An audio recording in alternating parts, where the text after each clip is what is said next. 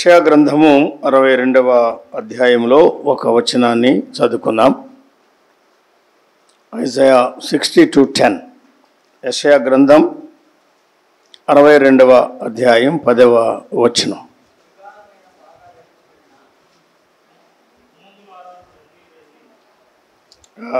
గుమ్మముల ద్వారా రండి రండి, జనమునకు త్రోవ సిద్ధపరచుడి, రాజమార్గమును చక్కబరచుడి, రాళ్లను ఏరి పారవేయుడి, జనములు చూచునట్లు ధ్వజమెత్తుడి. మరొక వచనం కూడా కీర్తన గ్రంథములో నుండి మనము 87వ కీర్తనలో 2వ వచనం చదువుకుందాం. యాకోబు నివాసములు అన్నిటికంటే సియోను గుమ్మములు యెహోవాకు ప్రియములై ఉన్నవి. అలాగే నెహెమ్యా 3వ అధ్యాయంలో, నెహెమ్యా గ్రంథం 3వ అధ్యాయంలో చివరి వచనాలు చదువుకుందాం.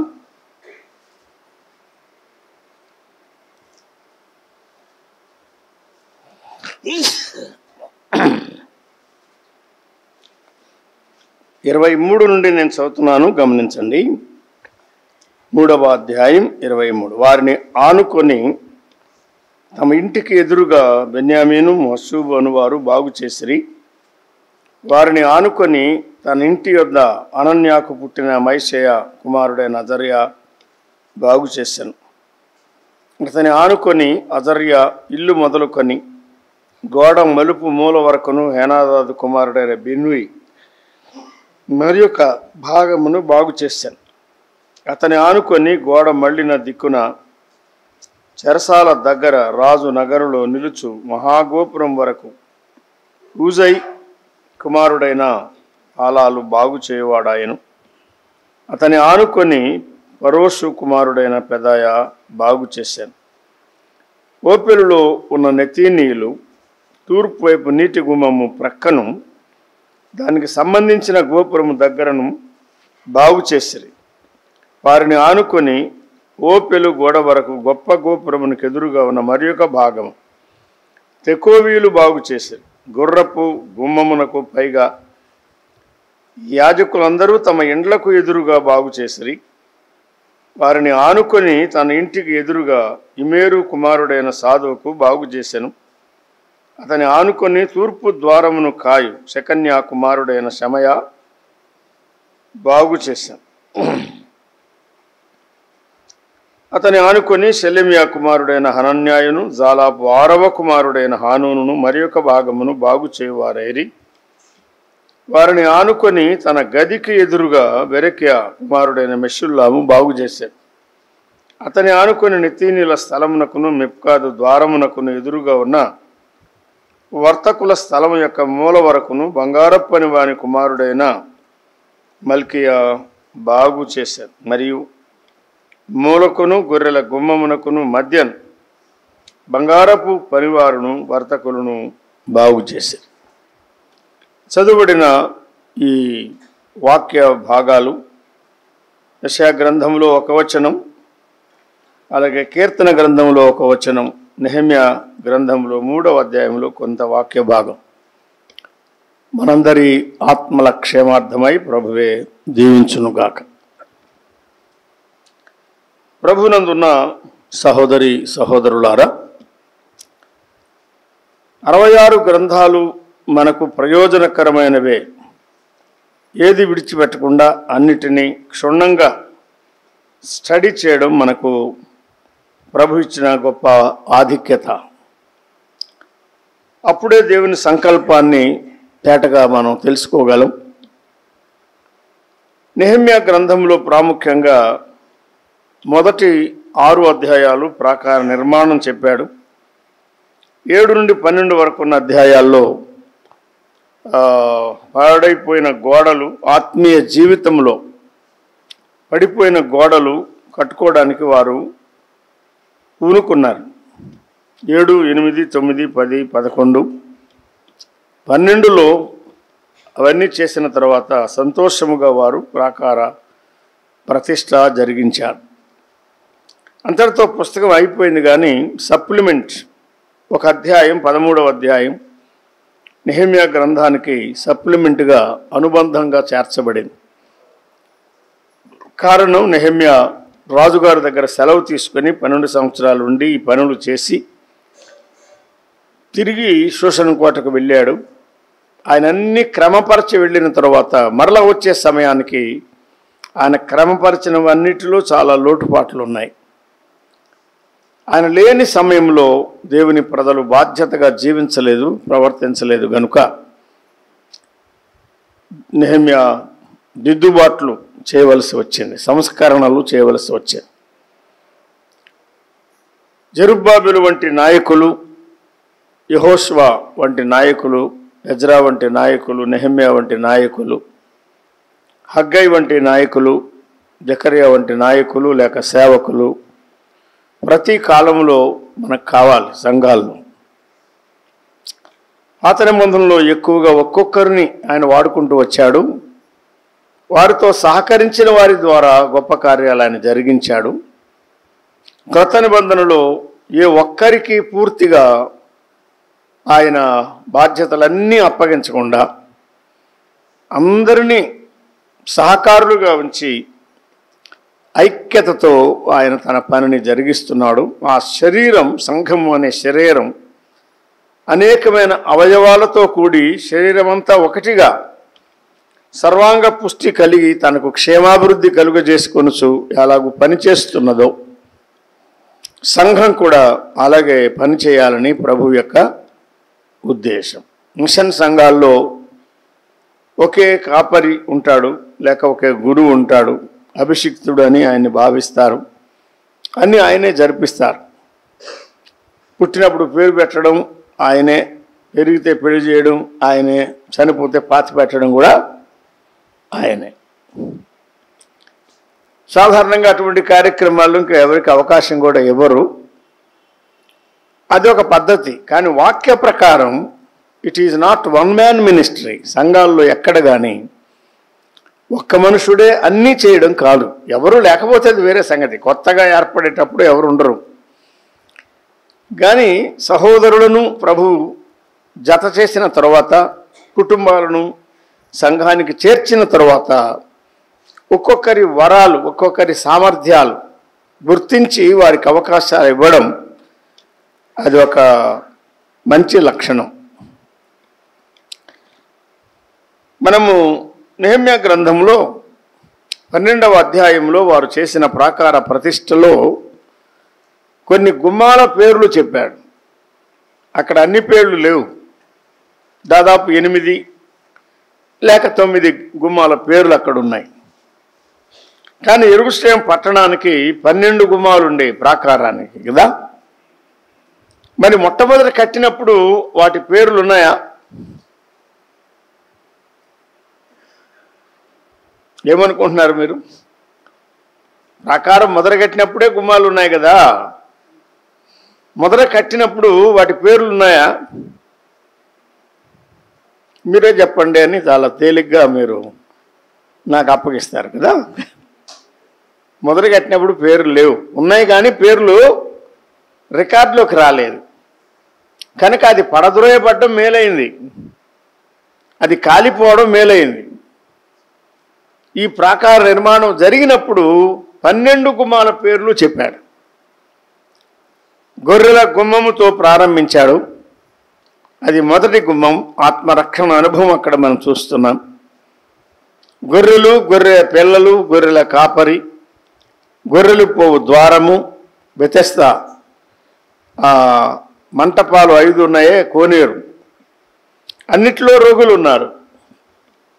పట్టణంలో ఉన్న గొర్రెలు వధకు తీసుకుని వెళ్ళిపోవడానికి ఈ గుమ్మము గుండా మాత్రమే తీసుకుని వెళ్ళాలి. అందుకే దాన్ని షీప్ గేట్, గొర్రెలు పోవు ద్వారం అన్నారు.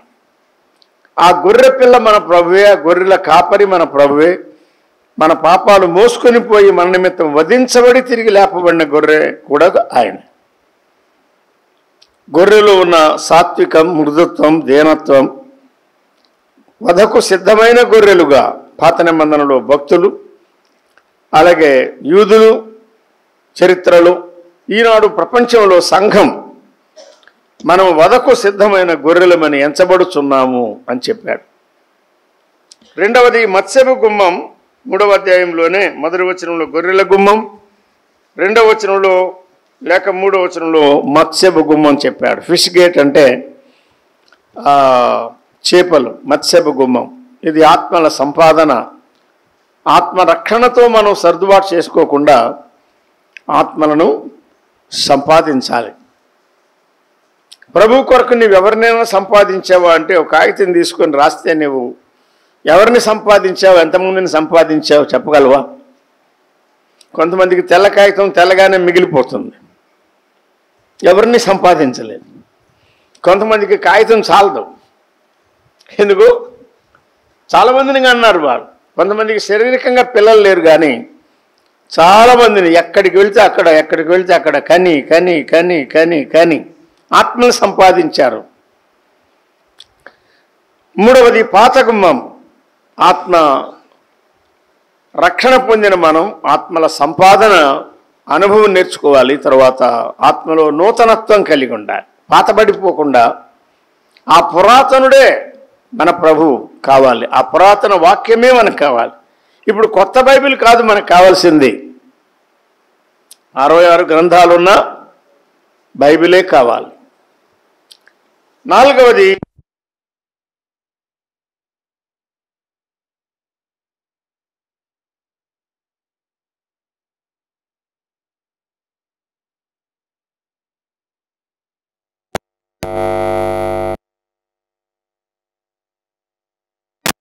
అయిపోవాలి కదా.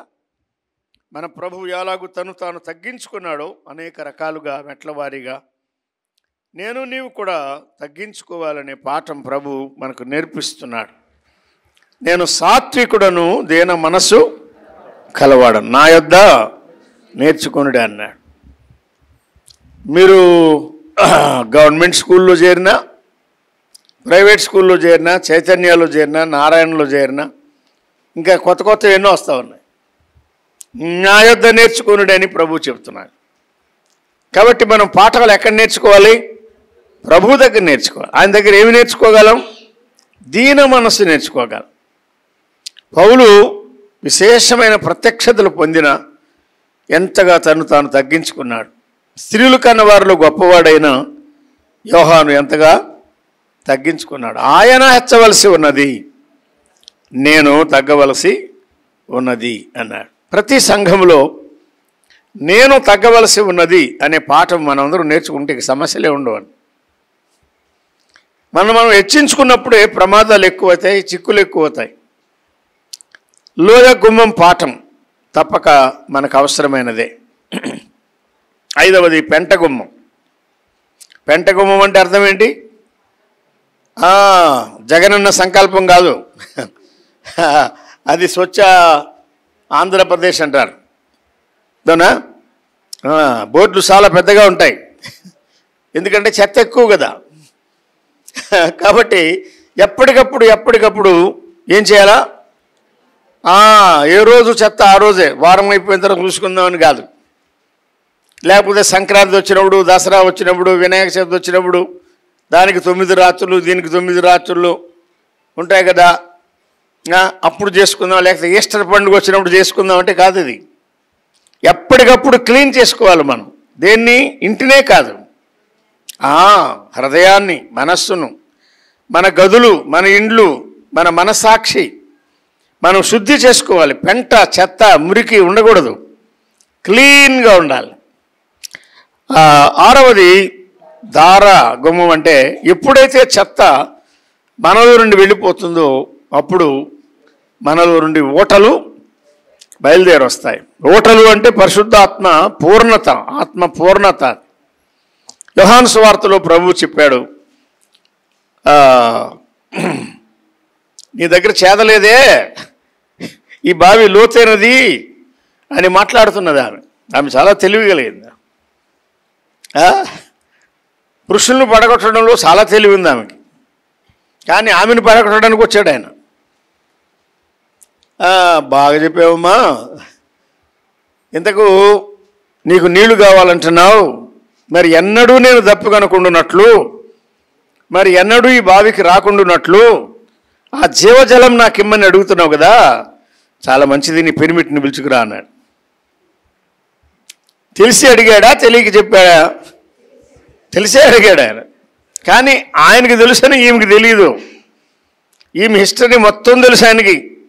ఎవరి హిస్టరీ? ఆమెది కాదు, నాది, నీది. ఆయనకి తెలుసు, మొత్తం తెలుసు. కొన్నిసార్లు మనం ఏమంటామంటే, నీ చరిత్ర అంతా నా దగ్గర ఉందో జాగ్రత్త. మరి నా చరిత్ర ఆయన దగ్గర ఉందని మనం మర్చిపోతాం.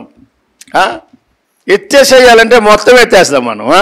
అప్పుడు ఇట చేసావు, ఇప్పుడు చేసావు, అప్పుడు ఇట చేసావు, గుర్తుందా? నా దగ్గర అంతా రికార్డెడ్గా ఉంది.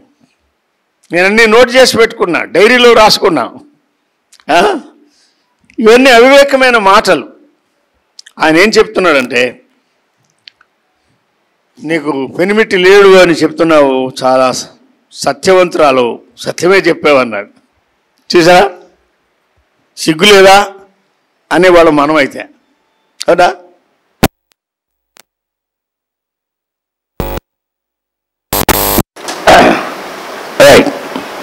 సత్యమే చెప్పావు అంటూ మీరు 5 ఉన్నారన్నాడు. ఎవరు చెప్పారు ఆయనకి? మీరు ఎవరైనా ఇన్ఫర్మేషన్ ఇచ్చారా? గూగుల్ సెర్చ్ చేసి వచ్చాడు ఆయన? లేదు, ఐఫోన్ లేవు, ఏమి లేవు. ఇప్పుడు పుట్టించినవాడు, పరిశీలిస్తున్నవాడు ఆయన, అంతా ఎరిగినవాడు ఆయన, సర్చర్. మన హృదయాన్ని, ఆంతర్యాన్ని పరీక్షించేవాడని దేవుని వాక్యంలో ఆయన గురించి వ్రాయబడి. సర్వజ్ఞాని అంటారు. సర్వాంతర్యామి అన్ని చోట్ల ఉన్నాడు, సర్వజ్ఞాని. ఆయన సమస్తం ఎరిగినవాడు. ఏ మనుషుల గురించి ఎవడు ఆయనకు సాక్ష్యం చెప్పనక్కర్లేదన్నాడు. పోయి నీ పెనిమిటిని పిలుచుకురమ్మన్నాడు. నాకు పెనిమిటి లేదంటే నీకు 5 ఉన్నారన్నాడు. ఇప్పుడు ఉన్నవాడు నీ పెనిమిటి కాదని, ఉన్నవాడు అంటున్నాడు, వాళ్ళ పెనిమిటి కాడు అంటున్నాడు. అంటే ఈమె ఎంత తెలివిపడాలంటే, ఇక పెనిమిట్లు చేసుకోవడం మానుకున్నది, ఉంచుకోవడం మొదలుపెట్టింది. ఎవరి చరిత్ర ఇది? కడప చరిత్ర, పులివెందుల చరిత్ర, జమ్మనమూడు చరిత్ర, మద్దునూరు చరిత్ర. నా ఊరు చెప్పలేదంటరా? నీ చెప్పుకోండి. ప్రతి ఊరి చరిత్ర అంతే కదా. చెడిపోయిన జీవితాలు మనవి, ఎక్కడ బాగులేదు. కానీ యేసు ప్రభు ఎవరి దగ్గరికి వస్తున్నాడు, ఎందుకు వస్తున్నాడు అంటే, పాపులను రక్షించడానికి ఆయన వస్తున్నాడు. అపవిత్రురాలు కనుక నీ ముఖం కూడా నేను చూడను అని త్రోసివేయడం లేదా, ఆమెను రక్షించాలని వచ్చాడు. ఉన్నవాడు నీ పెనిమిటి కాడు, సత్యమే చెప్పావు. ఇక ఆమె సబ్జెక్టు మార్చాలని చూస్తూ ఉంది. కానీ అక్కడ మనకి సంగతి ఏంటంటే, నా మాట నీవు నమ్మినట్లయితే నేను నీకు ఇచ్చే నీళ్లు, అప్పుడే చెప్పాడు ఆయన, నేను నీకు ఇచ్చే నీళ్లు నీలో ఏమన్నాడు? ఉబికి పారేడు నీరు అని చెప్పాడు ఆయన. ఏ ఫౌంటైన్. చెడిపోయిన జీవితాన్ని, ఆ బావి లోతు ఎరిగినది ఎవరు అన్నాడు మాసిరామన్గా. చెడిపోయిన పాపి లోతు మనకు తెలియదు, కానీ ప్రభు ఏం చేస్తున్నాడంటే ఆమె ఓటలన్నీ మార్చివేశాడు. ఆమెలో పాపము కోరికలు లేకుండా చేశాడు. ఆ చెడ్డ జీవితానికి ఆమెకున్న దాహం పూర్తిగా తీర్చాడు. కొండను విడిచిపెట్టి బావిని చేకొని వెళ్ళిపోయింది అని రాశాడు ఆయన. ఆయన మంచి కవి, మేధావి, చాలా తక్కువ చదువుకున్నాడు ఆయన. తర్వాత స్వయం కృషి ద్వారా చాలా డాక్టరేట్లు సంపాదించి బైబిల్ సొసైటీ సెక్రటరీగా పనిచేసి తర్వాత ఆయన రిటైర్ అయ్యారు. చాలామంది విదేశీయులు వస్తే తెలుగులో బాగా అనర్గళంగా తర్జుమా చేసేవాడు ఆయన, ఆచార్య మాసిలామణి గారు. ఘటముతో వెడలెత్తిన ఒంటరిగా చాలా పాటలు రాశాడు ఆయన, నడిపించున్నాను అవన్నీ. అందులో ఒకటిది, ఈమె యొక్క మారు మనసు, ఊరేడి నీటి బుగ్గ. యోహాను సువార్త 4, యోహాను సువార్త 7, 2లో కూడా చెప్పాడు. నాయన విశ్వాసం ఉంచు వాని కడుపులో నుండి జీవజల నదులు పారును అని ఆయన బిగ్గరగా చెప్తున్నాడు. మరి ఇప్పుడు చెప్పండి, మీలోంచి ఎన్ని నదులు పారుతున్నాయి? ఊట కదా, ఈ ఊట చాలా దూరానికి వెళ్ళిపోతుంది. ఎక్కడో నాసిక త్రయంబకం అక్కడ పుట్టినటువంటి నదులు ఏమవుతున్నాయి? వందల వేల మైళ్ళు వెళ్ళి వెళ్ళి వెళ్ళి ఎంత దూరం వెళ్తే అక్కడ పంటలు పండడానికి మూలంగా ఉన్నాయి, ఆధారంగా ఉన్నాయి. సైలస్ ఫాక్స్ గారు ఒకసారి చెప్పారు, నేను వినలేదు, అంటే నేను లేనప్పుడు. ఆయన ఏమన్నారంటే, ఎక్కడో కెనడా నుండి, అమెరికా పైన కెనడా, ఇక్కడ ఇండియాకు ఒక పిల్ల కాలువను తెచ్చాడు దేవుడు యేసు ప్రభువు. ఒక పిల్ల కాలువ మీ మధ్య ప్రవహిస్తున్నది. కుప్పూరు ఉండి బడకసరలో ఉండి ఇప్పుడు బెంగళూరుకు వెళ్ళి అక్కడి నుంచి అనంతపూర్కి వచ్చి ఇక్కడ స్థిరపడిన ఒక పిల్ల కాలువ, ఒక చిన్న కాలువ ప్రవహిస్తున్నది అన్నాడు. ఆయనకు చెప్పాడు. ఆయన ద్వారా ఎంతోమంది సువార్త విన్నారు.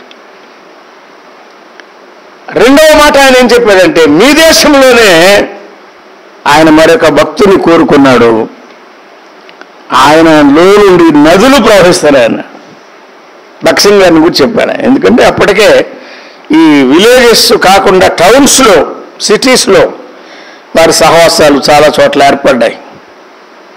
తను తగ్గించుకొని భక్సింగ్ గారిని హెచ్చించి ఆయన మాట్లాడాడు. నమ్మిన వానిలో నుండి ఏమి రావాలి? ధార రావాలి, ఫౌంటైన్ ధార రావాలి. ధారలాగా కలహాలు కాదు, ధారలాగా మాటలు కాదు, ఆత్మధార, హృదయంలో నుండి జీవధారలు రావాలి. నిన్న మనం 2 పాఠాల్లో విన్నాం. 3 గుమ్మాలు ఉదయం, 3 గుమ్మాలు మధ్యాహ్నం, అవునా? మరి మొత్తం గుమ్మాలన్నీ 12. 12లో మొదటి 6 గుమ్మాలు ఆత్మ రక్షణ, ఆత్మల సంపాదన, ఆత్మలో నూతనత్వం, ఆత్మలో దేనత్వం, ఆత్మలో పరిశుద్ధత, ఆత్మ పూర్ణత. ఈ 6 అనుభవాలు మనకి తెలియజేస్తుండగా ఈ ఉదయకాలం 3 గుమ్మాలు మనం జ్ఞాపకం చేసుకుందాం. ముందు ఆ గుమ్మాల పేర్లు ఇక్కడ మనం చదువుకున్న వాటిలో ఉన్నది చూడండి. 26వ వచనంలో మీకేం కనబడుతున్నది? 26 వాటర్ గేట్ అన్నాడు. అక్కడ ఫౌంటైన్ గేట్, బుగ్గ గుమ్మం అనేదానికిని, లేక దార గుమ్మం అనేదానికిని, నీటి గుమ్మం అనేదానికి తేడా ఉన్నది. దీనికి నీటి గుమ్మము అని పేరున్నది. నీటి గుమ్మము అన్నాడు. నీటి గుమ్మము, వాటర్ గేట్. రెండవది లేక 8వది 28వ వచనంలో చెప్పాడు, గుర్రపు గుమ్మం, హార్స్ గేట్ అన్నాడు. వాటర్ గేట్ ఒకటి, హార్స్ గేట్ ఒకటి. 3వది లేక 9వది 29వ వచనంలో చెప్పాడు, ఈస్ట్ గేట్ అన్నాడు. అవునా? ఈస్ట్ గేట్ అంటే తూర్పు గుమ్మం లేక తూర్పు ద్వారం. నీటి గుమ్మము, గుర్రపు గుమ్మము, తూర్పు గుమ్మము. మంచిది. ఈ నీటి గుమ్మములో మనం నేర్చుకునే పాఠం ఏమిటో జ్ఞాపకం చేసుకుందాం. నిర్గమకాండం 17వ అధ్యాయానికి రండి. నిర్గమకాండం 17వ అధ్యాయం. రెఫీదీములో ఉండగా ప్రభువు చేసిన ఆ గొప్ప కార్యం ప్రభువు చెప్పాడు కదా. అంటే 6వ వచనం చదువుకుందాం. 17:6.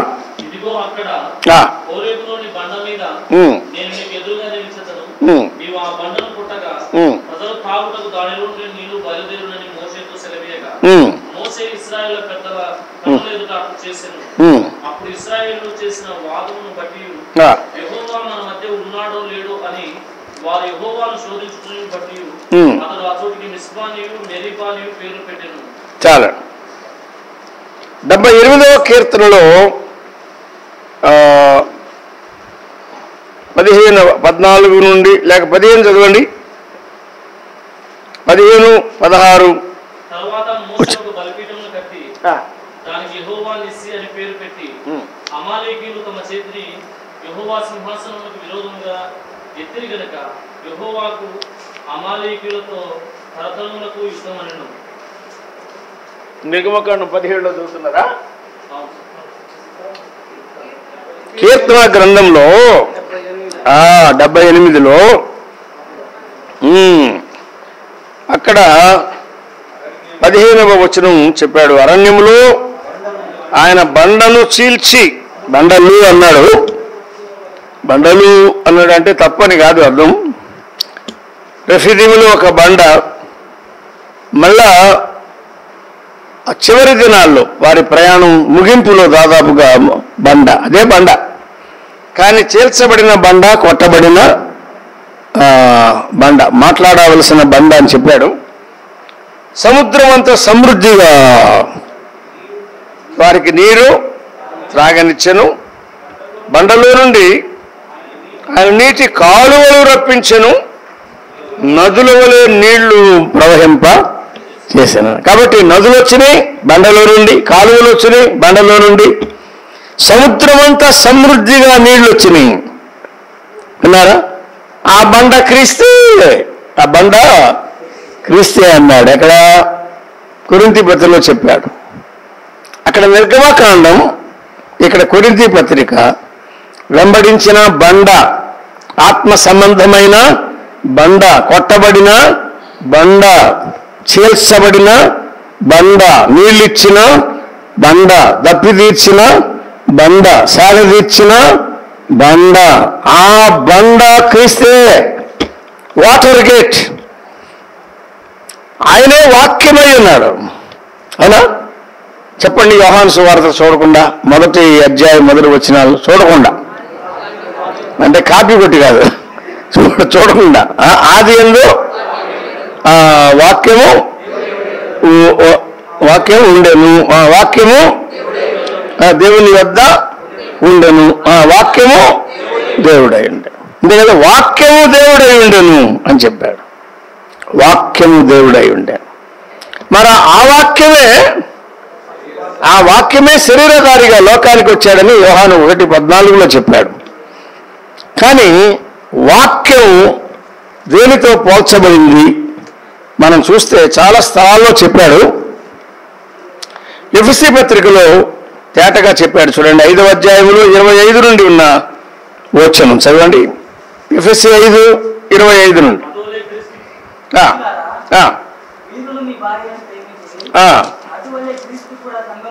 క్రీస్తు సంఘాన్ని ప్రేమించాడు కనుకనే మనం సంఘాన్ని ప్రేమించాలి. అది కళంకమైనను ముడతైనను అట్టిది మరి ఏదైనను లేక అలా ఉండాలా, పరిశుద్ధమైనదిగా ఉండాలి సంఘం.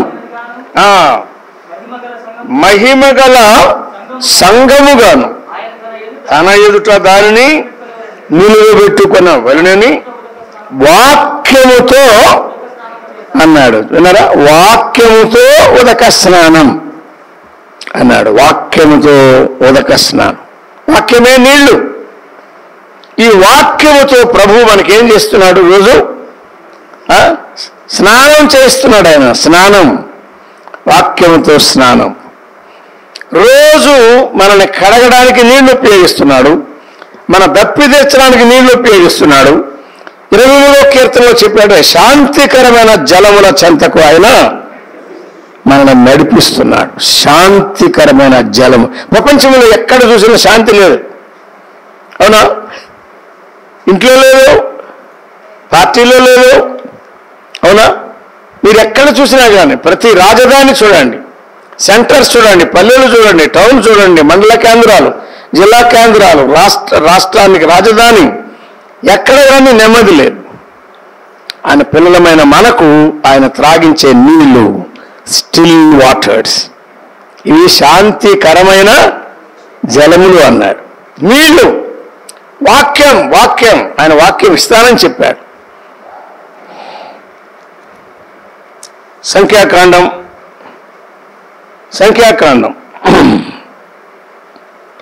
20వ అధ్యాయం 8వ వచనం చూడండి. 20వ అధ్యాయం 8వ వచనం.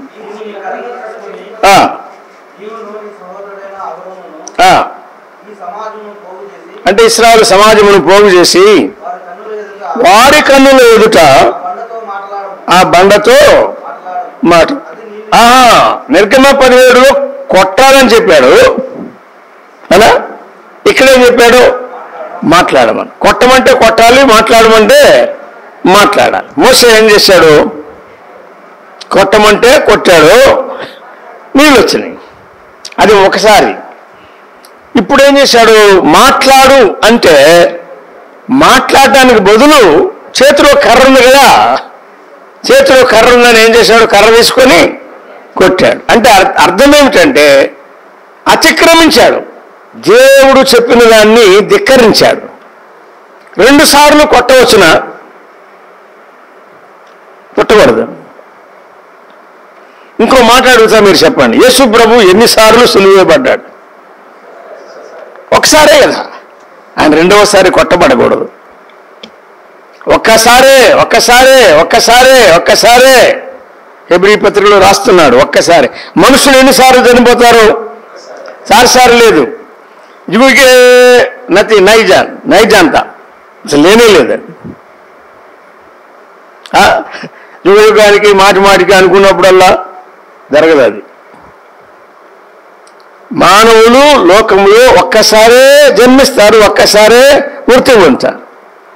పాపాల విషయమై పశ్చాత్తాపడితే ఒక్కసారే క్రొత్తగా జన్మిస్తారు, అంతే. బండను కొట్టమన్నాడు నిర్గమ 17, బండతో మాట్లాడు అన్నాడు సంఖ్య 20. జరిగింది ఏమిటంటే బండను కొట్టినా కూడా నీళ్ళు వచ్చినాయి. ఎందుకు? నీళ్లు రాకపోతే లక్షలాది ప్రజలు చేస్తారు అక్కడ. కాబట్టి మోసే తప్పే కానీ ఈ ప్రజలు దప్పి చేత చనిపోకుండా ప్రభు ఏం చేశాడు? క్షమించాడు, కనికరించాడు, కానీ క్రమశిక్షణ చేశాడు.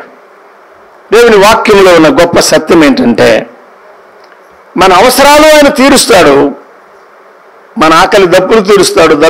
అది ఆకలి దప్పిక మన అవసరాలన్నీ తీరుస్తాడు, కానీ తప్పును ఒప్పుగా చేయడా. తప్పే, దావీదు తప్పే, మోసే తప్పే, పేతురు తప్పే, ఎవరు చేసినా తప్పే ఆయన చూపిస్తాడు. పరిశుద్ధ గ్రంథం యొక్క బ్యూటీ అది. ఆ గ్రంథం యొక్క రమ్యత, గంభీరత తప్పుగా చూపిస్తాడు. నీళ్లు వచ్చినాయి. సంఖ్యాకాండం 21లో చూడండి. 16 చదువుకుందాం. ఒక చదువుయా 21:16.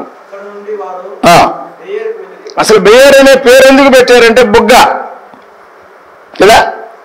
వారు బెయేరుకు వెళ్ళారు అన్నాడు. ఎందుకు దానికి ఆ పేరు పెట్టారు? యెహోవా జనులను పోగు చేయము, నేను వారికి నీళ్ళనిచ్చేదను అని మోషేతో చెప్పిన ఈరోజు కూడా మనం ఏం చేస్తున్నాం? పులివెందుల్లో బెతెస్దా సంఘం మా దగ్గర 2 రోజులు మీటింగులు, దసరా సెలవు రోజులు చూసుకుని పెట్టుకున్నాం. మీరేం సెలవు పెట్టినాకర్రా, చూసి పెట్టుకున్నాం, రండి అని మనకు ఆహ్వానం ఇచ్చారు కదా. మనం వచ్చాం. పోగు చేస్తే ఆయన ఏం చేస్తాడు? నీళ్ళు ఇస్తాడు. నీళ్ళంటే ఊరికే టిఫిన్ చేసినప్పుడు తాగే నీళ్ళు కాదు. పోగు చేసేది నీ పని, నీళ్ళు ఇచ్చేది నా పని. పోగు చేయండి, వాట్సాప్లో పంపి కానీ ఫోన్ చేసి కానీ పోగు చేయడం మీ పని. ప్రజలను పోగు చేయండి, నేను వారికి నీళ్ళు ఇస్తాను. మనం కలిసి వచ్చినప్పుడు మనకు వాక్యం ఇచ్చేవాడు ఎవరు? మన ప్రభువే. ఆయన ఇవ్వకపోతే అసలు మనం ఏం పొందలేం, ఆకలితోనే వెళ్ళిపోతాం. పోగు చేయము, నేను వారికి నీళ్ళు ఇస్తాను. మరొక వచనం కూడా దీనికి సహాయకరంగా చదవండి. 31 ద్వితోపదేశకాండం 12. ద్వితోపదేశకాండం 31:12లో 12 చదవండి. అనుసరించి నడుచుకున్నట్లు పురుషులేమి, స్త్రీలేమి, పిల్లలేమి, మీ పురములలో ఉన్న పరదేశులేమి వాటిని విని నేర్చుకొనుటకై అందరినీ పూజ చేయాలన్నాడు. అందుకే మీటింగ్ జరుగుతుంది, అందరూ ఉండాలి ఇక్కడ కదా. కొన్నిసార్లు చిన్నపిల్లలకి అన్నీ అర్థం కావు, కాబట్టి చిన్నపిల్లలకి వేరుగా పాటలు, కథలు, స్కిట్లు ఇవన్నీ చెప్పడానికి వేరే టీచర్స్ని ఏర్పాటు చేస్తూ ఉంటాం. వాళ్ళకి అర్థం కాకపోతే వాళ్ళు మెట్లు ఎక్కుతూ దిగుతూ ఇక్కడ అక్కడక్కడ ఏదో చేస్తూ ఉంటారు. కానీ పిల్లలను పోగు చేయాలి. పురుషులు రావాలి, స్త్రీలు రావాలి, యాజకులు రావాలి, లేవీయులు రావాలి, పరదేశులు కూడా రావాలి.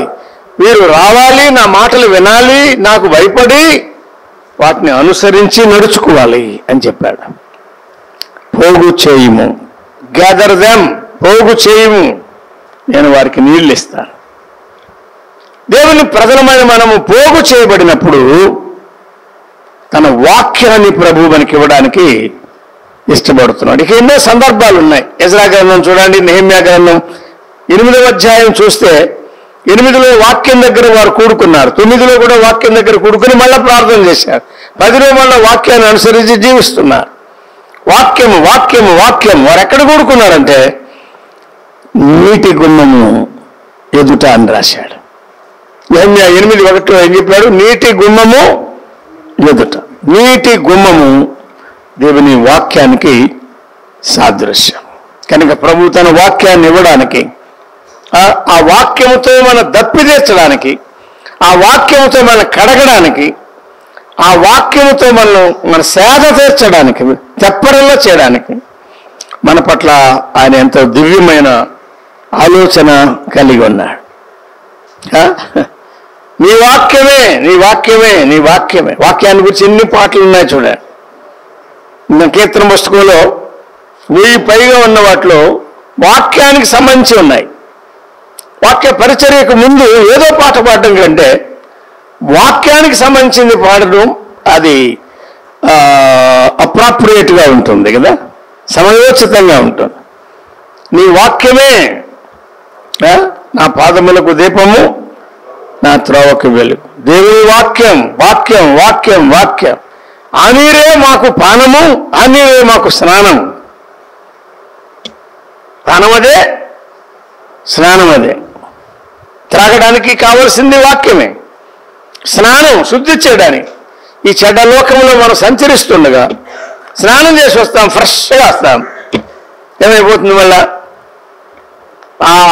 ఆ తాజాదనం ఉండదు, పోతుంది. మళ్ళీ ఏం చేయాలి? మళ్ళీ నీళ్ళే స్నానం చేయాలి. కొన్నిసార్లు కడుక్కుంటే పోతుంది, కొన్నిసార్లు స్నానం చేస్తే కానీ పోదండి. వీలైతే 5 సార్లైనా చేస్తాను నేను రోజుకు. నీళ్లుంటే, వీలైతే, టైం ఉంటే, నీళ్లుంటే, లేని చోట ఇబ్బంది పెట్టం. నీళ్లు, ఆ నీళ్ల ద్వారా మనకెంతో మేలు ఉన్నది. అంటే spending time at water gate. దేవుని వాక్యము దగ్గర మనం సమయం గడిపితే చాలా దీవెనకరం. నిన్న ఒక మాట చెప్పుకున్నాం మనం. ఒక పిచ్చివాడు పేడతాట తీసుకెళ్ళి నీటిలో ముంచుతూ ఎత్తుతూ ఉన్నాడు. నీళ్లు తేవాలని వాడి ఉద్దేశం. నీళ్లు తేలేకపోతున్నాడు కానీ ముంచి ఎత్తి ఆ నీటితో ఆ పేడ తట్టను బాగా సహవాసం చేయించాడు.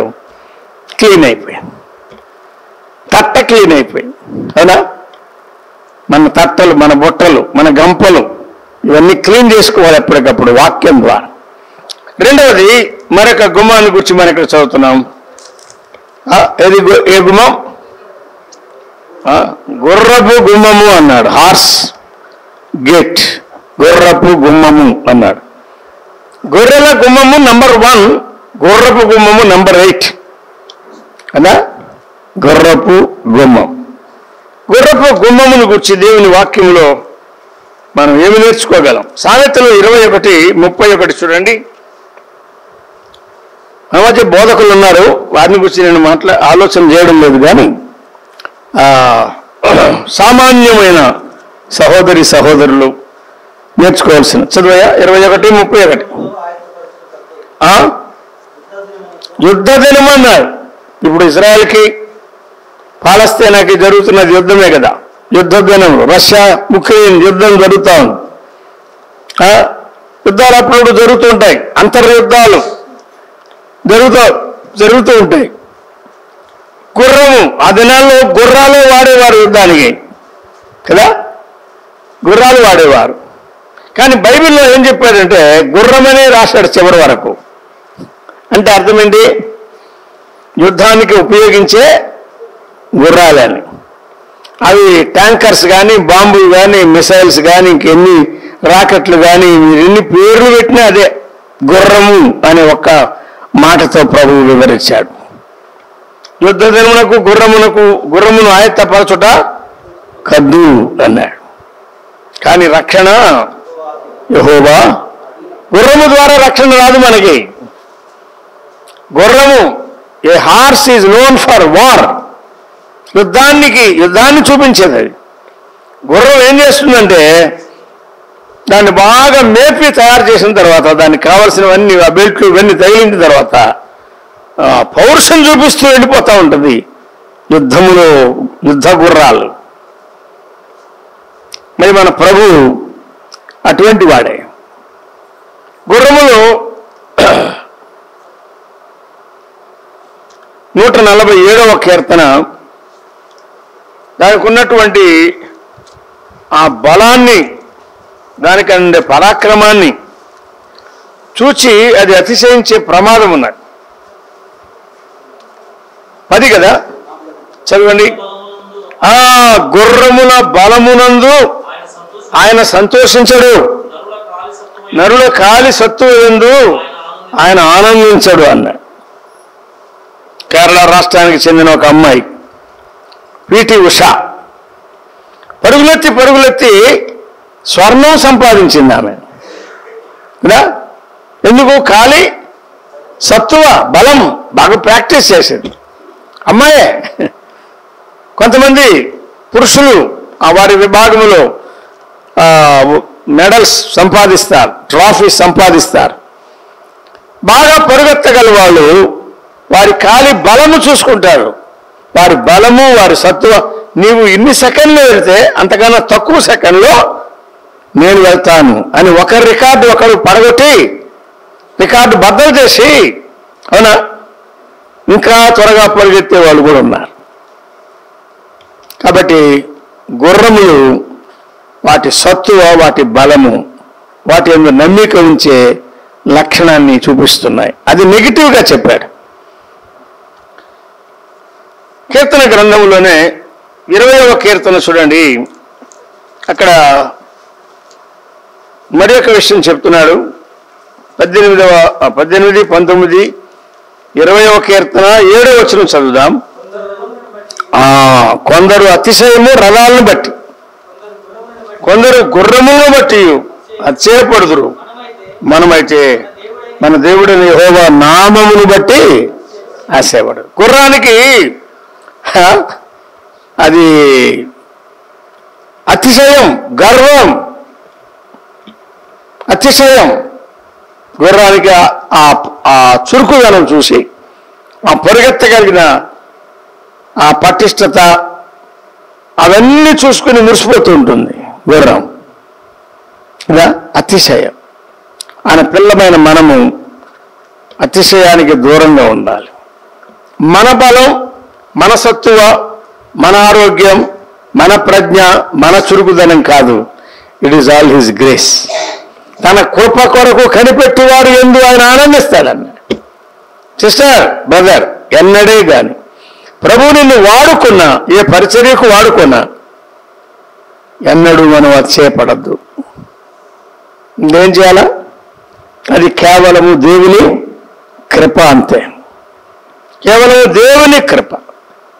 మరి మన ప్రభువుని గురించి ఏమని రాయబడిందంటే, ప్రకటన 19వ అధ్యాయానికి రండి.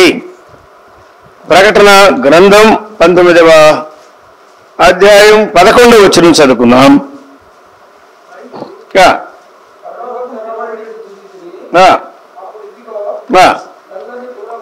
గుర్రమా గార్ధమా? గుర్రమే చెప్పాడు కదా. యేసు ప్రభు మొదటిసారి వచ్చినప్పుడు శరీరధారిగా యెరూషలేములో ప్రవేశించినప్పుడు గుర్రం మీద ఎక్కించారా? గాడిద. ఎందుకు? ఆయన సాత్వికుడు, దీనుడు గనుక, రక్షణ గలవాడు గనుక, మొదటి రాకడలో రక్షకుడుగా రక్షణ సిద్ధపరచడానికి వచ్చాడు కనుక గాడిదను కోరుకున్నాడు. మళ్ళీ వస్తే ఒక గాడిదను తీసుకురమ్మండి ఆయన. ఏం చేస్తాడు? గుర్రం, తెల్లని గుర్రం ఎక్కి వస్తాడని రాశాడు. గుర్రం ఎక్కి వస్తాడు అంటే అర్థం ఏంటంటే యుద్ధము జరిగిస్తాడు ఆయన. ఆయన రాకడలో సాత్వికుడు దీన మనసు గలవాడు అని, సాత్వికుడు ధన్యులు వారు భూలోకమును స్వతంత్రించుకుందురు. కరమ్చంద్ గాంధీ ఈ సూత్రం పాటించి మనకి స్వాతంత్రం తీసుకురావడానికి కారకుడయ్యాడు. గాంధీ గారి సూత్రం కాదు ఇది, యేసు ప్రభు చెప్పిన సూత్రం, బైబిల్ సూత్రం. రవీంద్రనాథ్ ఠాగూర్ గారు బైబిల్ చదివాడు, రాధాకృష్ణన్ గారు కూడా బైబిల్ చదివాడు, జవహర్లాల్ నెహ్రూ గారు కూడా బైబిల్ చదివారు, ఇందిరాగాంధీ కూడా బైబిల్ చదివింది. ఎంతవరకు నమ్మారో ఎంతవరకు పాటించారో తర్వాత చూసుకుందాం మనం. దాని గురించి మనం ఏం చెప్పలేం. They know the word of God. వాక్యం వారికి తెలుసు, కానీ దాన్ని పూర్తిగా వారు పాటించలే. అసలైనటువంటి ఫిలాసఫీ బైబిల్లో ఉందని డాక్టర్ రాధాకృష్ణన్, సర్వేపల్లి రాధాకృష్ణన్ ఒప్పుకునేవాడు. ఆయన జేబులోనే సామెతల పుస్తకం పెట్టుకుని వెళ్ళేవాడంట రవీంద్రనాథ్ ఠాగూర్. మహాకవులు వారు, మేధావులు, కానీ దాన్ని మించిన జ్ఞానం బైబిల్లో ఉందని వారికి అర్థమైంది. అప్పుడు రక్షణ జ్ఞానం ప్రభువు కలిగించారు. ఇక్కడ ఏం చెప్తున్నాడంటే ఆయన గార్ధవం కాదు, గుర్రం మీద ఎక్కి వస్తాడు, యుద్ధము చేస్తాడని చెప్పాడు. 11వ వచనం చివరిలో ఆయన నీతిని బట్టి విమర్శ చేయొచ్చు, యుద్ధము జరిగించుచున్నాడు. ఇది ఏ అధ్యాయం? ప్రకటన 19. 19వ అధ్యాయం అంటే గొర్రె పిల్ల వివాహోత్సవం వచ్చింది కదా. విన్నారా? 4వ అధ్యాయంలో ఇక్కడికి ఎక్కి రమ్ము అన్నాడు, అది పైకి ఎక్కి వెళ్ళడం, రాప్చర్. 19వ అధ్యాయం దిగి రావడం, ఆయన దిగి వస్తున్నాడు. ప్రభువు గుర్రం మీద వస్తున్నాడు. ఎక్కడికి? భూమి మీదికి, ఆకాశ మండలానికి కాదు. మనం గాబరా పడకూడదు. కనిపెట్టుకునే మన కొరకు ఆయన ఆకాశ మండలానికి మాత్రమే వస్తాడు. తండ్రి యొద్ద నుండి అక్కడికి వస్తాడు, మనం ఇక్కడి నుండి అక్కడికి వెళ్ళాలి. అక్కడ కలుసుకుని ఇక అప్పటి నుండి సదాకాలం ప్రభువుతో మనం ఉంటాం. అయితే ఆయన వాగ్దాన జనాంగం, యూదులు ఉన్నారే, హెబ్రీయులు ఉన్నారే, వారి రక్షణ కొరకై, వారి విడుదల కొరకై ప్రభు వారి పక్షంగా యుద్ధము చేయడానికి వస్తాడని బైబిల్ చెప్తున్నాడు. యెషయా గ్రంథం 63వ అధ్యాయంలో ఆయన యూదుల పక్షముగా యుద్ధం చేయడానికి ఎలా వస్తాడో ముందే చెప్పాడు. చూడండి, చదివే మొదటి నుండి యెషయా 63. రక్తవర్ణ వస్త్రమును ధరించిన వాడై ఎదోము నుండి వచ్చుచున్న ఇతడెవరు? శోభిత వస్త్రము ధరించిన వాడై గంభీరముగా నడుచుచు బొస్రా నుండి బలాతిశయముతో వచ్చుచున్నా ఇతడెవరు అన్నాడు. నీతిని బట్టి మాట్లాడుచున్నా నేనే, రక్షించుటకు బలాఢ్యుడనైనా నేనే అన్నాడు. అది మొదటి వచనం. అందుగా ఆ తర్వాత ఏమంటాడండి? నీ వస్త్రము ఎర్రగా ఉన్నదేమి, నీ బట్టలు ద్రాక్ష గానుగను త్రొక్కుచుండి వాని బట్టల వలె ఉన్నవేమి, ఒంటరిగా ద్రాక్ష గానుగను త్రొక్కి తిని జనములలో ఎవరూ నాతో కూడా ఉండలేదు, కోపగించుకొని వారిని త్రొక్కి తిని అన్నాడు. ఇది సిలువను గురించి చెప్పబడింది కాదు. రౌద్రము చేత వారిని అనగా ద్రొక్కి తిని వారి రక్తము నా వస్త్రముల మీద చిందినది అని చెప్తున్నాడు. ఈ గానుగ ద్రాక్ష గానుగ, గానుగ అనే మాట వినగానే యేసు ప్రభు మన కొరకై గెత్సెమనే గానుగకు వెళ్ళాడు. ఆ తర్వాత కల్వరి గానుగలో మన కొరకు ఆయన నలిగిపోయాడు అని ఇట్లా కొందరు సువార్త చెప్తూ ఉంటారు. అంటే బల్ల దగ్గర కూడా మాట్లాడుతూ ఉంటారు, కానీ అమాయకత్వం అంతే. యెషయా 63కు యేసు ప్రభు సిలువ మరణానికి సంబంధం లేదండి. ఇక్కడ ఈయన తీర్పు తీర్చేవాడుగా వస్తున్నాడు, యుద్ధము చేయవాడుగా వస్తున్నాడు. జకరియా 12, 13, 14 అధ్యాయాల్లో ఇంకా వాటిని గురించి వివరంగా చెప్పాడు. 1000 ఏళ్ల పాలన యూదుల కొరకే. దానికి ముందు జరిగే యుద్ధం ప్రీ ఫైనల్ అంటారు. ప్రీ ఫైనల్ 1000 ఏళ్ల పాలనకు ముందుగా జరిగే చివరి యుద్ధం. ఆ యుద్ధంలో సాతానుడు ఓడిపోతాడు, క్రూర వర్గం ఓడిపోతాడు. మళ్ళీ 1000 ఏళ్ల పాలన చివరిలో వాడు విడిపించబడి యుద్ధం చేస్తాడు. అది ఫైనల్ వార్, అది ఫైనల్, ఇది ప్రీ ఫైనల్. అది పూర్తి అంతిమ యుద్ధం. ఇది ప్రీ ఫైనల్ అంటే లాస్ట్ బట్ వన్. యుద్ధాల్లో చివరి యుద్ధానికి ముందుగా జరిగే యుద్ధం అన్నాడు. అదే హార్ మెగిద్దోన్ యుద్ధం అని చెప్పాడు ఒక చోట. హార్ మెగిద్దోను యుద్ధం అన్నాడు. యెహోషాపాతు లోయ అని చెప్పాడు మరొక చోట. ఎదోము లేక బొస్రా, ఎదోములో ఉన్న భూభాగాల్లో ఒక పట్టణం బొస్రా అనే పట్టణం. ఇటీవల మేము కడపలో చెప్పుకున్నాం. Grape gatherer. బొస్రా అంటే ద్రాక్ష ఏరుకునేవాడు, సమకూర్చుకునేవాడు అని అర్థం. ప్రకటన గ్రంథంలో దీని గురించి రాశాడు. మీరు జాగ్రత్తగా గమనిస్తే ప్రకటన గ్రంథములో ప్రభు తన 1000 ఏళ్ల పరిపాలన ప్రారంభించక ముందుగా జరిగేటువంటి కార్యాలు ఆయన చెప్పాడు. ఇదా 14వ అధ్యాయం చూడండి. ప్రకటన 14వ అధ్యాయం 18లో ఏమంటాడు? మరి ఒక దూత 14:18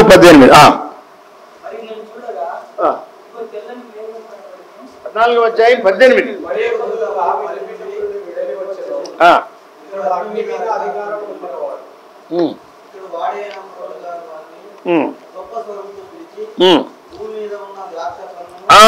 చూసారా? యెషయా 63లో చెప్పాడు, మళ్ళీ ఇక్కడ చెప్తున్నాడు. ద్రాక్ష పండ్లు అన్నాడు. పరిపక్వమైనవి.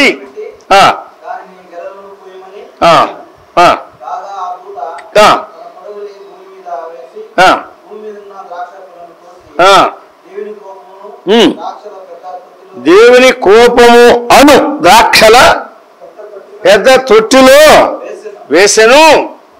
ఆ ద్రాక్షల తొట్టి యెరూషలేం పట్టణమునకు వెలుపల త్రొక్కబడెను అన్నాడు. అది అప్పుడు రక్తము ప్రవహించింది అన్నాడు. యుద్ధమేది? నిజమైన యుద్ధం, లిటరల్ వార్, అక్షరార్థమైన యుద్ధం. అయ్యా పొరపాటు పడద్దు. గర్జించు సింహముతో యుద్ధం చేశాడు కల్వరిలో, వాడిని ఓడించాడు 2000 సంవత్సరాల కిందట. ఆ ప్రభు మళ్ళా సంఘముతో వచ్చినప్పుడు ఏం చేస్తాడు? యుద్ధం చేస్తాడు. గుర్రం మీద వస్తాడు. ఆయన నోట నుండి వాడి గల ఖడ్గము బయలు వెళుతున్నది అన్నాడు. ద్రాక్ష తొట్టి త్రొక్కినట్టుగా ఆ పరిపక్వమైనటువంటి ఆ అన్యజనులను త్రొక్కి తన కోపముతో ఉగ్రత వారి మీద కుమ్మరిస్తాడు. అది ప్రతి దండన దినం అని యెషయా చెప్పాడు. మొదటిసారి వచ్చినప్పుడు హితవత్సరం మాత్రమే నెరవేరింది రక్షణ కొరకు. డే ఆఫ్ వెంజన్స్, ప్రతి దండన దినం మిగిలిపోయింది. ఒకే వాక్యం, ఒకే పంక్తిలో ఉన్న 2 మాటల్లో ఒక మాట మాత్రమే నెరవేరింది 2000 సంవత్సరాల కిందట. అది హితవత్సరం, the acceptable year of the lord, that is the day of salvation. తెలుగులో చెప్తాం, హితవత్సరం, అనుకూలమైన సమయం, రక్షణ కాలం. పాపికి రక్షణ సిద్ధపరిచాడు. రెండవది మళ్ళా వచ్చినప్పుడు ఏం చేస్తాడంటే ప్రతి దండన చేస్తాడు. ప్రతి అక్రమము, ప్రతి అవిధేయత న్యాయమైన ఫలము పొంది ఉండగా ఇంత గొప్ప రక్షణ నిర్లక్ష్యం చేస్తే మనం ఎలా తప్పించుకుంటాం అని పౌలు రాస్తున్నాడు. నమ్మిన మనల్ని నరకాగ్నికి పంపడాయన కానీ ప్రతి అవిధేయత దానికి జవాబు చెప్పాలి, లెక్క చెప్పాలి. ప్రతి అక్రమం జవాబు చెప్పలేం కనుక నేను ఒప్పుకోవాలి. అర్థమైందా? చెప్పలేం, ఒప్పుకోవాలి మనం. ఇప్పుడు జరుగుతున్నాయిగా, మీకు తెలుసు, నాకన్నా మీకే బాగా తెలుసు. ఏమన్నాయా నాకు తెలియదయా, నాకు గుర్తులేదయా, నేను మర్చిపోయానంటే చల్లదు. ఇక్కడ వెళ్ళొచ్చు, అక్కడ వెళ్ళదు. తొక్కి తొక్కి తొక్కి తీర్పు కుమ్మరిస్తాడు. ఎవరైనా గుర్రం మీద వచ్చే యుద్ధశూరుడు, బలశౌర్యములు గల యెహోవా 24వ కీర్తనలో చెప్పిన మాటలన్నీ నెరవేరుస్తాడు. ఎవరైనా మహిమగల రాజు, సైన్యములకు అధిపతి, యుద్ధ శూరుడు, బల శౌర్యములు గలవాడు. 45వ కీర్తన ఆయన గురించారు. ఎన్నో కీర్తనల్లో ఆయన గురించి రాయబడింది. మ్యాన్ ఆఫ్ వార్, యుద్ధము జరిగించే యుద్ధ శూరుడు. అసలు ఇంతవరకు ఎందుకు నిర్గమకాండం 15లో ఎర్ర సముద్రం దాటి అద్దరికి వచ్చిన తర్వాత ఇశ్రాయేలు ప్రజలు పాడిన పాట ఏమిటి? యెహోవా దీనుడు అన్నారా, సాత్వికుడు అన్నారా? యుద్ధ శూరుడు. ఆయన మిగులు అతిశయించి జయించాడు. ఆయన ఎన్నో యుద్ధాలు చేస్తున్నాడు తెలియని రీతిగా. ఇశ్రాయేలు పక్షముగా యుద్ధాలు చేస్తాడు, జయమిస్తాడు. విశ్వాసుల పక్షముగా యుద్ధాలు చేస్తాడు, జయమిస్తాడు. కానీ అక్షరార్థంగా 1000 ఏళ్ల పాలనకు ముందు ప్రపంచ యుద్ధం జరుగుతుంది. దానిలో యూదులకు విడుదల ఖాయం, విజయం ఖాయం. మన ప్రభు గుర్రపు గుమ్మం ఆయన చేసే యుద్ధాన్ని చూపించేది. యుద్ధ వీరుడుగా, విజయ వీరుడుగా ప్రభు రాబోతున్నాడు. ప్రపంచానికి ఆయన సాత్వికుడిని మాత్రమే తెలుసు. ఆయన మళ్ళా వస్తే సహనం చూపించడని. No more mercy. మరేం చేస్తాడు? Vengeance, Rath of God. ఆ ఉగ్రత ఆయన మనపక్షంగా భరించాడు. ప్రపంచ ప్రజలు అంగీకరించలేదు కనుక తన ప్రజలను విడిపించి అవిధేయులు నమ్మని వారందరి మీద ఆయన ఉగ్రత కుమ్మరిస్తాడు. నేను కోపపడి వారిని త్రొక్కి తిని అని ఆయన చెప్తున్నాడు. మనం ముగించుకుందాం. ఉదయకాలం మనం 2 గుమ్మాలు, ఒకటి నీటి గుమ్మం, దేవుని వాక్యానికి, ప్రభు వాక్యానికి సంబంధించింది, దాని ప్రయోజనాలు గమనిస్తున్నాం. రెండవది గుర్రపు గుమ్మం, ప్రభు యుద్ధ వీరుడు, ప్రభు ద్వారా కలిగే విజయం చెప్పాడు. మూడవది నెహెమ్యా గ్రంథం 3వ అధ్యాయంలో ఉదయకాలం మనం చదువుకున్న వాక్య భాగంలో 9వ గుమ్మం చెప్పాడు. ఏ గుమ్మం అది? తూర్పుకు తిరిగి దండం పెట్టమన్నారు పెద్దోళ్ళు కదా. తూర్పు గుమ్మం ఎందుకు అంటే ఆ తూర్పు నుండి ఆయన వస్తాడు. సూర్యోదయ దిక్కు అని చెప్పాడు. సంఖ్యాకాండం 2 చదువుకున్నాం. సంఖ్యాకాండం 2వ అధ్యాయం 2వ వచనం.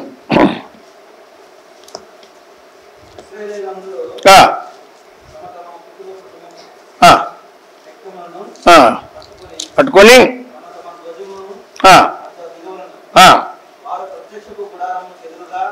ప్రత్యక్షపు గుడారమునకు ఎదురుగా దాని చుట్టూ దిగవలెను. సూర్యుడు ఉదయించు పడమటి దిక్కు కాదు, సూర్యుడు ఉదయించు తూర్పు దిక్కు అన్నా. సూర్యుడు ఒకరోజు తూర్పు దిక్కు, ఒకరోజు పడమటి దిక్కు ఉదయించడు. ఏం బ్రదర్? ఎప్పుడు తూర్పునే ఉదయిస్తాడు, ఎప్పుడు పడమట అస్తమిస్తాడు. అది క్రమం అంతే. పగలు రాత్రి, పగలు రాత్రి, రాత్రి తర్వాత పగలు, పగలు తర్వాత రాత్రి. సూర్యుడు ఉదయించడం, సూర్యుడు అస్తమించడం. సూర్యుడు ఉదయించే తూర్పు దిక్కు అని చెప్పాడు. తూర్పు ఈ తూర్పులో ప్రత్యక్షపు గుడారంలో కూడా 4 దిక్కులుంటే తూర్పు వైపున ఎవరుండాలో చెప్పాడు ఆయన. మోషే, అహరోన్, అంతే, వారి కుటుంబాలు అంతే, ఇంకెవరు ఉండకూడదు అన్నాడు. అదే ప్రవేశ ద్వారం. లోపలికి వెళ్ళాలంటే బలిపీఠం దగ్గర, గంగాళం దగ్గర పరిచర్య చేయాలంటే, ఆవరణంలో పరిచర్య చేయాలంటే తూర్పు వైపు నుండి వెళ్ళాలి. పరిశుద్ధ స్థలంలో పరిచర్య చేయాలంటే ఈ గుమ్మం గుండా వెళ్ళాలి. ఇక అడ్డతెర దాటి లోపలికి వెళ్ళాలన్నా కూడా ఇదే ప్రవేశ గుమ్మం, ఎంట్రీ. వెనక భాగంలో ఎగ్జిట్ లేదు. ప్రత్యక్ష గుడారం దాని అమెరికా మనం చూస్తున్నాం. అమెరికా అంటే ఏర్పాటు అని, ది అరేంజ్మెంట్ ఆఫ్ టాబర్నాకల్. దేవుని ప్రజలు ఆ దినాల్లో ప్రత్యక్షపు గుడారం వారి మధ్య వేసుకొని, అంటే అది వేసుకొని దాని చుట్టూ దిగేవారు, అది వారి మధ్య ఉండేది. యెహెజ్కేలు గ్రంథములో కూడా దాని గురించి చాలా స్పష్టంగా చెప్పాడు. 1-2 మాటలు ధ్యానించి మనం ముగించుకుందాం. చూడండి ఏం చెప్తున్నాడు. యెహెజ్కేలు గ్రంథం 43వ అధ్యాయం 2వ లేక మొదటి 2 వచనాలు చదవండి. తరువాత అతడు తూర్పు తట్టు చూచు గుమ్మమున తాను తోడుకొని రాగా తూర్పు తట్టు చూచు గుమ్మము అన్నాడు కదా. ఇశ్రాయేలు దేవుని ప్రభావము ఆ. తూర్పు దిక్కున కనబడెను. దేవుని ప్రభావం ఎక్కడ కనబడింది? తూర్పు దిక్కున. అంటే యేసు ప్రభు సంఘముతో వచ్చినప్పుడు 1000 ఏళ్ల పరిపాలన కాలంలో ఉండే ఆలయం ఉన్నదే, అది ఇంకా కట్టబడలే. అమ్మాయా, ఇవి కొన్ని కష్టమైన విషయాలే. మోషే కాలంలో గుడారమే ఉండేది. సొలొమోను కాలంలో మొదటి ఆలయం కట్టబడింది. అది కల్దీలు వచ్చి నాశనం చేస్తే జెరుబ్బాబెలు కాలంలో ఎజ్రా గ్రంథంలో ఉంటుగా 2వ టెంపుల్ కట్టబడింది. 2వసారి కట్టబడింది మందిరం. ఇప్పుడు కట్టబడేది 3వసారి కట్టబడే మందిరం, 3rd టెంపుల్ అంటారు. ఈ గ్యాడ్జెట్స్ ఉండే వాళ్ళు మీరు మీకు అనుకూలమైతే 3rd టెంపుల్ అని ఉంటుంది, తెలుగులో కూడా ఉంటుంది, మీరు ఆన్ చేసుకుని విని చూడండి. 3rd టెంపుల్ కట్టడానికి ఇశ్రాయేలు యూదులు సిద్ధంగా ఉన్నారు అని వారు చెప్తున్నారు. యూదుల భాగంలో ఫలస్తీనులు ఉన్నారు, యూదుల భాగంలో ఫిలిస్తీన్లు ఉన్నారు. యూదులు పూర్తిగా స్వాధీనం చేసుకోలేరు కాబట్టి వారు ఉన్నారు. అది వారిదే అని వారి భావం, వారి భ్రమ అది. మరి ఏం జరగాలంటే, దేవుని ఆలయం కట్టబడాలంటే దేవుడు కొలిచి ఇచ్చిన మేర పూర్తిగా అది యూదులకే ఉండాలి. యూదులకే ఉండాలి అంటే అర్థం ఏంటంటే అక్కడ యూదులు కాని వారు ఉండకూడదు అని. ఇంకంతే, మీరు అర్థం చేసుకోండి. యూదులు కాని వారు ఉండకూడదు. దురాక్రమణ ఎవరు చేసినా ఎలా జరిగినా మొత్తం వారిని వెళ్ళగొట్టి మీరు అక్కడ ఆలయం కట్టాలి. కట్టిన ఆలయంలో యేసు ప్రభువు, అహరోను కాదు, యేసు ప్రభువు ప్రధాన యాజకుడుగా ఆయన పరిచర్య చేస్తాడు. 47వ అధ్యాయం మొదటి వచనం చూడండి. ఇక్కడ యెహెజ్కేలులోనే చెప్పాడు. అతడు మందిరపు గుమ్మములకు నన్ను తోడుకొని వచ్చెను. మందిరపు తూర్పు ముఖముగా ఉండెను. చాలా మందిరం ఏ ముఖం? తూర్పు ముఖం. కాబట్టి ఎప్పుడైనా ఎక్కడైనా మందిరాలు కడితే పొరపాటును కూడా మీరు దక్షిణ గుమ్మం పెట్టకూడదు, ఉత్తరం గుమ్మం పెట్టకూడదు, పడమర పెట్టకూడదు. పాతి పెడితే కూడా ఎట్లా పెట్టాలా? ఇక్కడ బాగా తాగుబోతు పాతి పెడితే ఏం చేయాలా? తూర్పు ముఖం పెట్టాలి. ఎందుకు ఈశ్వరు వచ్చిన వీళ్ళు వేస్తాడా? వీళ్ళు ఎవరు? వీళ్ళు పాతి పెట్టిన వాళ్ళు ఎవరు? వాళ్ళు చూడగానే వీడు చూడగాడే, వాళ్ళు తాగుబోతున్నా వీళ్ళు తాగు. ఏం ప్రయోజనం లేదండి. మీరు చెక్క సిలువు పెట్టినా బంగారు సిలువు పెట్టినా వాళ్ళు లేవడంటే లేవడం గుర్తుపెట్టుకోండి. పాప క్షమాపణ పొందితేనే లేస్తారు, లేకపోతే లేవరు. ఏ ముఖమైనా పెట్టుకోవచ్చు, మనకి వాస్తులు ఏమి లేవు. ఏ ముఖమైనా పెట్టుకోవచ్చు. కొన్ని చోట్లకి పోతే అసలు తూర్పు ఏదో పడమరేదో మనకు అర్థమే కాదండి. అవునా? అక్కడ ఉండే వాళ్ళకి తెలవచ్చు, మనకి కొత్తగా వెళ్ళినప్పుడు తెలియదు. ఏమైనా పర్వాలేదు, తల ఇటు పెట్టాలి, ఇటే పెట్టాలని కొందరు అనుకుంటారు. ఎటు పెట్టినా నేను చెప్పేది ఒకటే, పాప క్షమాపణ పొందిన వారు ఎటు పెట్టినా లేవడం. ప్రభు వచ్చినప్పుడు తీర్పు కొరకు లేస్తారు. కనుక ఈ ఆచారాలు అవి ముఖ్యమైనవి కాదు. కానీ మందిరము ఏ ముఖ్యంగా ఉండాలి? ఇందులో ఉన్న పాఠం భోజనం చేస్తూ మీరు ధ్యానం చేయండి. అంటే అర్థం ఏంటంటే ప్రభు వస్తాడని మనము ఆయన రాకడ వైపుగా మన ముఖం ఉండాలి. Waiting for his appearance. మన ప్రభు వస్తాడు. పత్రికలన్నిట్లో ఏం చెప్పాడు? ఆయన వస్తాడు, మీరు నిద్రపోండి అన్నాడా? లేదు, ఎదురు చూస్తూ ఉండండి, కనిపెట్టుకుని ఉండండి, మెలకుగా ఉండండి, సిద్ధముగా ఉండండి, జాగ్రత్తగా ఉండండి. ఇవన్నీ తూర్పు గుమ్మంలో ఉన్న పాఠాలు. వీటి గుమ్మం ప్రభువు, ఆయన వాక్యం. గొర్రపు గుమ్మం ప్రభువు, ఆయన ద్వారా కలిగే విజయం, విడుదల, విజయం. మరి తూర్పు గుమ్మం ప్రభువు కొరకు వేచి ఉండుట, ఎదురు చూచుట. చిన్న ప్రార్థన చేద్దాం. మరి ఇంకెవరైనా ప్రార్థన చేయాల్సి ఉంటే మధ్యాహ్నం చేదురులే, ఇప్పుడు చేసిన ఒకటే కదా. రైట్. తిరుపతిలో మా ప్రియ ప్రభువా, చిన్న స్థానిక సంఘం బెతెస్దా పూనుకొని 2 దినాలు ఈ కూడికలు ఏర్పాటు చేస్తుండగా నిన్న 3 కూడికల్లో సహాయం చేశారు. మరి ఈరోజు కూడా ప్రారంభించి మొదటి కూడికలో 3 మీరు వాడుకున్నారు.